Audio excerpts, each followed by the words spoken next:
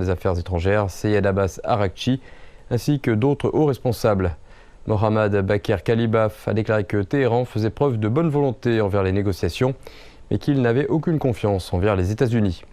Il a indiqué que l'Iran était prêt à conclure un accord si Washington proposait ce qu'il qualifie d'accord sincère et respectait les droits de l'Iran.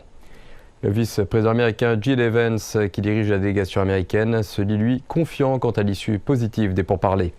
Un cessez-le-feu de 2 semaines entre l'Iran et les États-Unis est entré en vigueur mardi, mais il n'a pas permis de résoudre les différends concernant le détroit d'Ormuz et d'autres questions sensibles. Ici à Islamabad, la sécurité a été visiblement renforcée avant le caractère sensible de ces négociations. Ces pourparlers interviennent alors qu'un cessez-le-feu fragile négocié avec l'aide du Pakistan tient globalement après que les deux parties se sont éloignées du bord d'une nouvelle escalade du conflit. Les dirigeants pakistanais feront tout leur possible, en toute sincérité, pour que ces pourparlers aboutissent. L'objectif ultime est un cessez-le-feu durable, et ces pourparlers visent à résoudre des questions complexes. C'est ce qu'on appelle en anglais « réussir ou échouer ». Mais cette trêve reste sous pression, les désaccords concernant les points chauds de la région n'étant toujours pas résolus.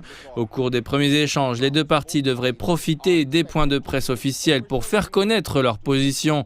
Les équipes devraient travailler dans des salles séparées avec les responsables pakistanais transmettant les messages.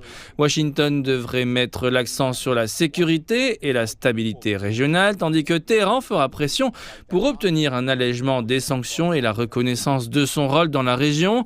Les attentes sont ici prudentes. Les médiateurs ne cherchent pas nécessairement une percée, mais plutôt un engagement plus réaliste